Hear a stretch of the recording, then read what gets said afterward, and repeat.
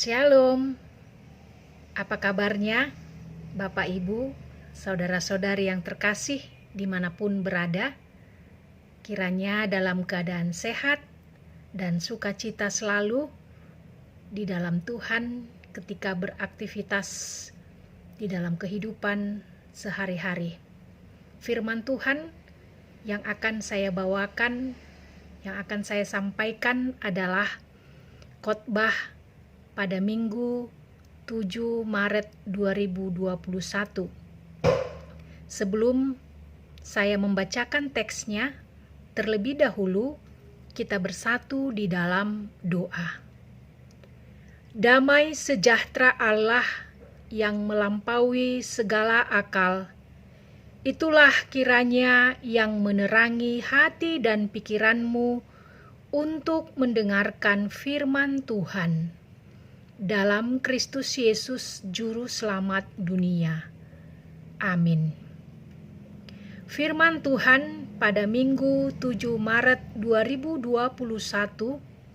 tertulis dalam Kitab Keluaran 20 ayat yang pertama sampai ayat yang ke-11.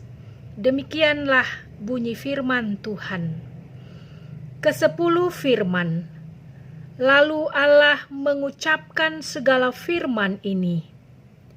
Akulah Tuhan Allahmu yang membawa engkau keluar dari tanah Mesir, dari tempat perbudakan.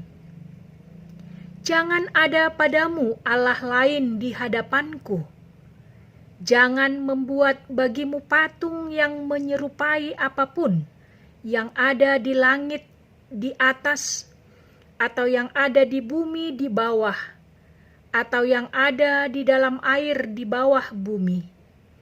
Jangan sujud menyembah kepadanya, atau beribadah kepadanya, sebab Aku, Tuhan Allahmu, adalah Allah yang cemburu, yang membalaskan kesalahan bapa kepada anak-anaknya, kepada keturunan yang ketiga dan keempat dari orang-orang yang membenci Aku. Tetapi Aku menunjukkan kasih setia kepada beribu-ribu orang, yaitu mereka yang mengasihi Aku dan yang berpegang pada perintah-perintahku. Jangan menyebut nama Tuhan Allahmu dengan sembarangan, sebab Tuhan akan memandang bersalah orang yang menyebut namanya dengan sembarangan.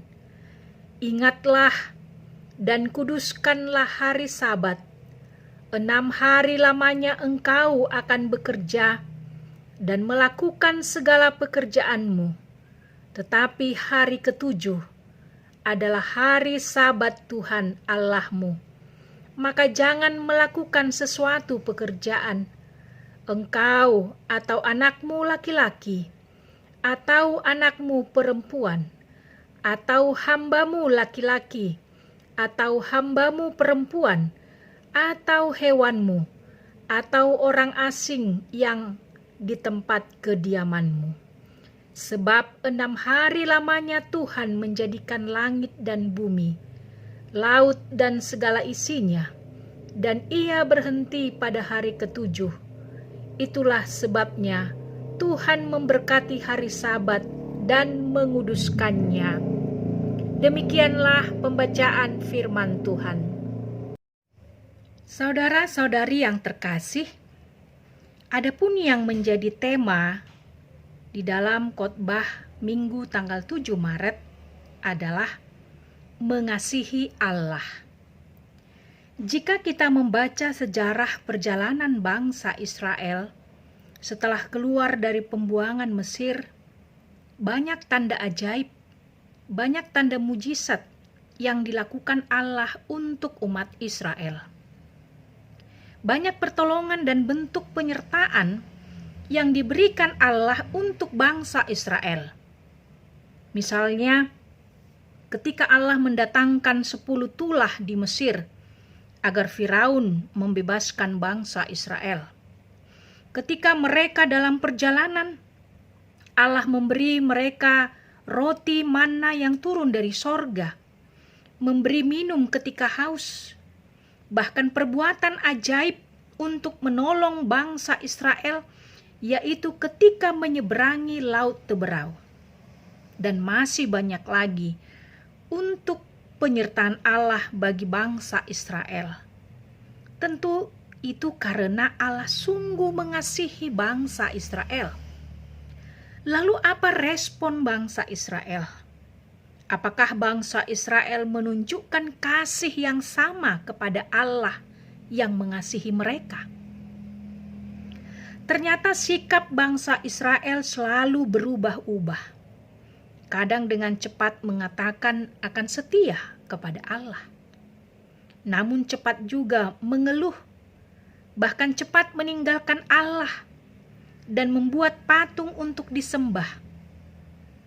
Kasih dan iman mereka sering berubah-ubah, apalagi saat mereka menghadapi kesulitan dalam perjalanan tersebut. Mereka dengan cepat mengeluh dan menyalahkan Musa sebagai pemimpin yang membawa mereka keluar dari Mesir, sehingga bangsa Israel mengatakan kalau Musa ingin mematikan mereka dalam perjalanan tersebut, dan mereka lebih memilih tinggal di Mesir walaupun menjadi budak. Keluaran secara harafiah berarti keluar atau jalan keluar. Ada dua peristiwa penting dalam sejarah umat Israel yang dituliskan dalam kitab Keluaran ini. Yang pertama, peristiwa keluarnya umat Israel dari Mesir yang diawali dengan kelahiran Musa. Peristiwa kedua adalah kejadian di Gunung Sinai. Di situ Allah memberi 10 hukum Taurat kepada Musa dan umat Israel. Hukum-hukum itu dimaksudkan untuk membimbing umat Israel mengenai bagaimana beribadah kepada Allah dan hidup bersama sebagai umat Allah. Dengan hidup peribadatan yang teratur, maka akan menumbuhkan pengenalan akan Tuhan Allah dan menumbuhkan kasih kepada Allah dan kasih kepada sesama manusia. Dengan pemberian hukum Taurat ini, Tuhan menginginkan agar umat Israel tidak lagi meninggalkan Allah dan menyembah ilah lain. Dalam Keluaran 20 ayat 22 sampai 23, Allah berfirman, "Beginilah kau katakan kepada orang Israel, kamu sendiri telah menyaksikan bahwa aku berbicara dengan kamu dari langit. Janganlah kamu membuat di sampingku Allah perak, juga Allah emas, janganlah kamu buat bagimu." Saudara-saudari yang terkasih, dalam pasal 20 ini Allah memberi hukum Taurat kepada Musa dan umat Israel. Hukum ini sering disebut hukum Musa, dalam bahasa Ibrani Torah, yang dapat dibagi menjadi 3 bagian, yaitu pertama hukum moral, yang berisi peraturan-peraturan Allah bagi umatnya untuk hidup kudus. Yang kedua, hukum perdata, yang berisi hukum sosial masyarakat bangsa Israel. Dan yang ketiga, hukum upacara yang memaparkan tentang bentuk dan upacara penyembahan umat kepada Allah, termasuk tentang korban persembahan. Maka perikop ini ada pada bagian yang pertama, yang berisi peraturan-peraturan Allah bagi umatnya untuk hidup kudus. Jika sebelumnya Allah menyatakan kehendaknya kepada Abraham dan bapak-bapak leluhur Israel cukup dengan lisan, sekarang tidak mungkin lagi. Di mana Israel telah menjadi suatu bangsa dan diperintah secara teokrasi, maka sekarang dibutuhkan suatu ukuran kesusilaan tertulis dan permanen yang mengungkapkan cita-cita ilahi mengenai tabiat dan kelakuan. Karena itu, dalam pasal 20 ini Musa menerima hukum Taurat diberikan di tengah-tengah api di Gunung Sinai. Dalam perikop ini, hukum Taurat yang pertama sampai yang keempat, ada sebuah larangan-larangan yang keras sekali. Israel harus insaf bahwa Taurat itu berhubungan dengan Allah yang Maha Suci. Yang pertama, kita lihat larangannya adalah dikatakan, "Akulah Tuhan Allahmu yang membebaskan engkau keluar dari tanah Mesir, tanah perbudakan. Jangan ada padamu Allah lain di hadapanku." Itu bisa kita lihat di ayat yang kedua sampai ayat yang ketiga. Kesucian dan keagungan Allah tak terhingga. Allah menyatakan bahwa Dialah Allah yang membebaskan mereka dari perbudakan Mesir. Karena itu, umat Israel tidak boleh menggantikan posisi Allah dengan apapun juga. Allah yang kita sembah adalah Allah yang cemburu. Kecemburuan Allah terhadap penyembahan berhala menyatakan bahwa Allah tidak dapat direpresentasikan dalam bentuk apapun. Karena kecemburuan Allah ini menyatakan bahwa Ia adalah Allah yang kudus. Karena itu, jangan ada Allah lain di hadapannya. Yang kedua, dikatakan, jangan membuat bagimu patung yang menyerupai apapun. Bisa kita lihat di ayat 4 sampai ayat yang ke-6. Larangan ini menunjuk kepada benda-benda yang terbuat dari kayu, batu, atau logam yang biasa disembah masyarakat kuno. Allah Israel adalah Allah yang hidup. Tidak boleh dilambangkan dengan patung. Manusia sebagai ciptaan Allah tidak boleh memuja berhala, tetapi haruslah memuja Allah, hanya mengasihi Allah saja, dan hanya menggantungkan harapan kepada Allah saja. Ketiga, jangan menyebut nama Tuhan dengan sembarangan. Boleh kita lihat di ayat yang ke-7. Hal ini termasuk memakai nama Allah untuk ingkar janji, berdusta sesudah bersumpah untuk mengatakan kebenaran, memakai nama Tuhan sebagai kata kutukan, atau dalam sebuah formula magic, dan mencoba mengendalikan Tuhan dengan memakai namanya. Menyebut nama Tuhan haruslah pada saat berdoa dan saat beribadah memuji nama Tuhan. Demikian juga pada saat di dalam kesesakan, penderitaan, dan duka cita. Maka Dia, Tuhan kita yang berkuasa, menyelamatkan dan menolong kita. Dialah satu-satunya yang harus kita sembah, dan kepadanya lah kita berharap. Yang keempat, kuduskanlah hari Tuhan, hari Sabat. Bisa kita lihat di ayat 8 sampai ayat yang ke-11. Tuhan memerintahkan supaya menghormati hari Sabat dan jangan melakukan pekerjaan apapun pada hari Sabat. Hari Sabat adalah hari yang disucikan, hari perdamaian. Itu bisa kita baca di dalam Imamat 16 ayat 31. Pada hari ke-7 adalah hari Sabat Tuhan, hari di mana Tuhan berhenti dari segala pekerjaannya.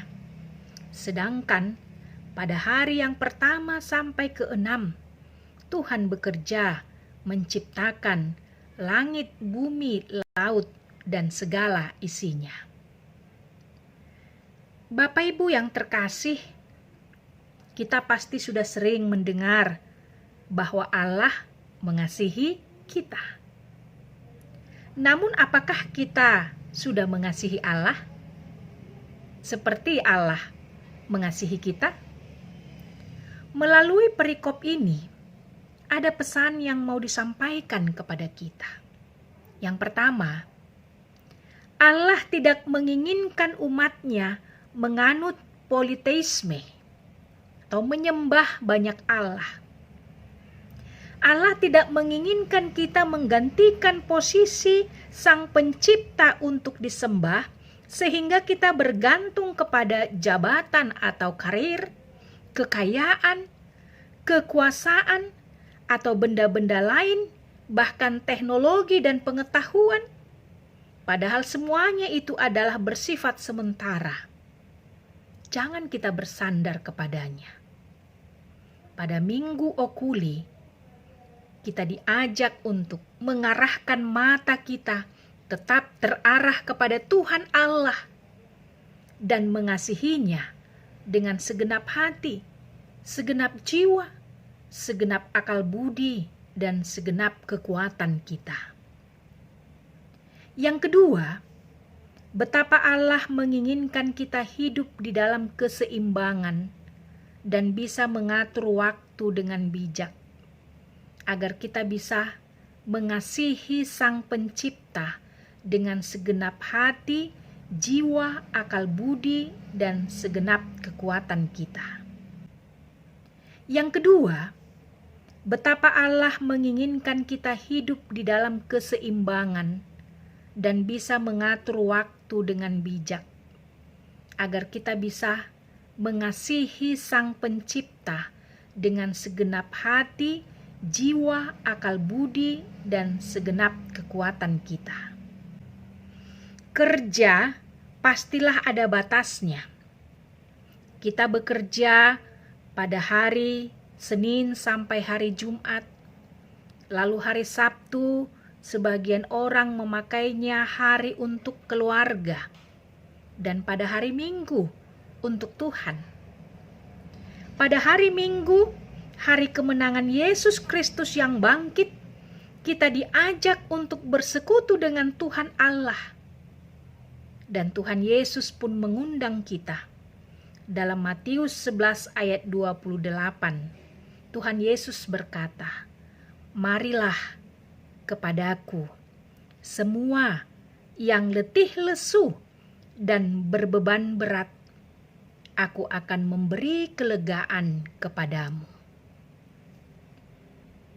Yang ketiga, hukum Taurat bukanlah jalan keselamatan bagi orang Kristen, namun untuk menunjukkan dan menandakan dosa. Suatu benda akan nampak hitam jika diletakkan di depan latar belakang yang putih dan terang. Demikian juga dosa akan segera nampak dan dapat dikenal jika diterangi dengan hukum Taurat. Martin Luther mengatakan, hukum Taurat memiliki tujuan sebagai cermin, menunjukkan kepada kita dosa-dosa kita, sehingga kita butuh juru selamat, yaitu Yesus Kristus, yang telah memberi dirinya sebagai pendamaian bagi dosa-dosa kita. Sudahkah engkau mengasihi Tuhan Yesus yang telah menyelamatkan engkau? Sebuah ilustrasi menceritakan demikian.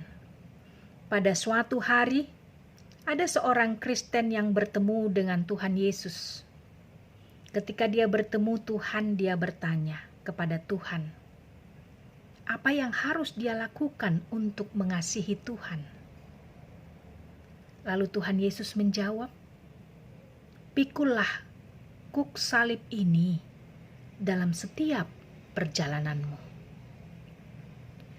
Mulailah dia berjalan dengan memikul salib. Setelah beberapa lama dia berjalan, dia mulai merasa bahwa salib itu terasa berat. dan lama-lama semakin berat dirasakannya. Mulailah dia berpikir bagaimana caranya agar salib itu terasa ringan. Dia mendapat akal. Salib itu harus dikurangi ukurannya. Maka ia menggergaji salib itu. Dan memang salib itu terasa ringan baginya. Setiap kali dia merasa berat memikul salib, maka dia mengurangi ukuran salib itu dengan menggergajinya. Pada akhirnya, sampailah dia di sebuah ujung jurang, di mana di seberangnya adalah tempat yang sangat indah sekali. Dia bertanya kepada Tuhan, bagaimana dia bisa menyeberanginya? Tuhan Yesus menjawab, letakkanlah salibmu di ujung jalan itu. Maka dia melakukan seperti yang Tuhan perintahkan. Tetapi apa yang terjadi? Ternyata salib itu tidak mencukupi untuk dia bisa menyeberangi jurang itu. Akhirnya, hanya penyesalanlah yang dia rasakan. Mengapa aku tidak mau memikul salib sepenuhnya yang dari Tuhan? Bapak Ibu yang terkasih, ilustrasi ini mengingatkan kita untuk mengasihi Tuhan dengan seluruh kehidupan kita. Sebab Tuhan Yesus sendiri telah terlebih dahulu mengasihi kita. Amin. Kita berdoa. Terima kasih ya Tuhan Yesus yang begitu mengasihi kami. Sesungguhnya kami adalah orang-orang yang berdosa, yang tidak layak menerima semua kebaikan-Mu. Tetapi Engkau bukan hanya mencukupkan kebutuhan kami di dunia ini. Lebih dari itu ya Tuhan, Engkau memberi kami pengampunan dari dosa-dosa, agar kami menerima keselamatan yang Engkau beri. Ajarlah kami ya Tuhan Yesus, untuk selalu setia dan mengasihi-Mu, walau kehidupan kami kadang begitu sulit. Dan ajarlah kami untuk senantiasa bersandar dan berseru hanya kepadamu, sebab hanya Engkaulah Tuhan kami, Yesus Kristus, Sang Penebus kami. Amin.